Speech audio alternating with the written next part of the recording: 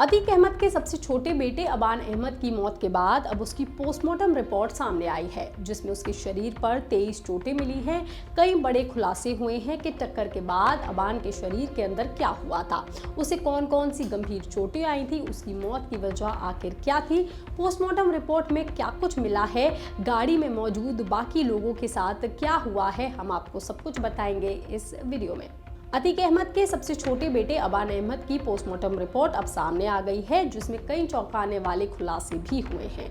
Jhansi medical college में गुरुवार को 3 डॉक्टरों के पैनल ने दोनों शवों का पोस्टमार्टम किया। रिपोर्ट के मुताबिक कार की जोरदार टक्कर के बाद अबान के सिर पर गंभीर चोट लगी थी, जिससे ब्रेन हैमरेज हुआ। इसके अलावा उसके लिवर, लंग्स को भी गंभीर नुकसान पहुंचा था। उसकी पसलियां टूट गई थी, आंतों को नुकसान हुआ था और दिल पर भी गंभीर चोट आई थी।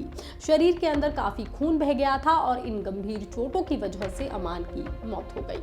वही कार में अबान की सीट के पीछे बैठे उसके साथ ही सोनू की मौत सिर की हड्डी टूटने से हुई। उसके दोनों हाथों में फ्रैक्चर मिला है। हम आपको बता दें कि सोनू भी इस हादसे में मौत का शिकार हो गया।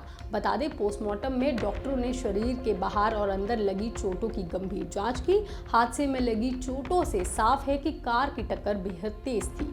खासतौर पर सिर, पैर और शरीर के अंदर के जरूरी हिस्सों को भारी नुकसान पहुंचा। अंदर काफी खून जमा होने और लगातार खून बहने की वजह से शरीर के जरूरी अंग काम करना बंद कर गए। यही वजह रही कि अबान और सोनू को बचाया नहीं जा सका और उनकी मौके पर ही थोड़ी देर बाद मौत हो गई। पोस्टमार्टम के बाद दोनों के शव परिजनों को सौंप दिए गए हैं और उन्हें प्रयागराज भेज दिया गया है। अब हादसे में घायल उन 3 लोगों की बात करते हैं जो उसी कार में अबान और सोनू के साथ मौजूद थे। कार में कुल 5 लोग सवार थे। अबान अहमद गुरुवार को अपने बड़े भाई अली अहमद से मिलने जा रहा था, जो झांसी जेल में बंद है। वो क्रेटा कार से अपने 4 दोस्तों के साथ निकला था, लेकिन झांसी कानपुर हाईवे पर झांसी से 70 किलोमीटर पहले ही एक इलाके में उसकी कार डिवाइडर से टकरा गई। हादसे में अबान और सोनू की तो मौत हो गई, जबकि उसके 3 दोस्त उमर अहमद, मोहम्मद जैद और फारूक घायल हो गए। हादसे के बाद तीनों घायलों को झांसी मेडिकल कॉलेज में ही ले जाया गया था। वहां डॉक्टरों ने उनका इलाज किया और बाद में बताया गया कि उनकी हालत में सुधार है। इसके बाद तीनों को परिजनों के साथ एम्बुलेंस में प्रयागराज भेज दिया गया है, ताकि आगे उनका इलाज और देखरेख वहीं पर हो सके। हालांकि डॉक्टरों के मुताबिक तीनों की हालत पर अभी भी नजर रखी जा रही है। इसी बीच अबान के अंतिम संस्कार की तैयारी भी शुरू हो चुकी है। उसका शव उसकी चाची के घर पर रखा गया है। सूत्रों के मुताबिक शुक्रवार की नमाज के बाद अबान को कसारी मसारी कब्रिस्तान में दफनाया जाएगा। यही वो जगह है जहां उसके पिता अतीक अहमद, चाचा अशरफ अहमद को और बड़े भाई असद अहमद को भी दफनाया गया था।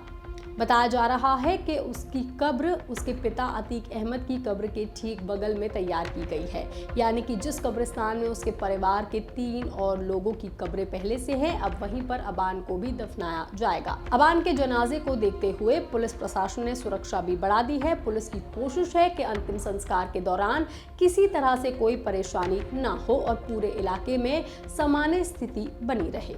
लेकिन इस पूरी कहानी में अब सबसे बड़ा सवाल हादसे की वजह को लेकर के सामने आ रहा है।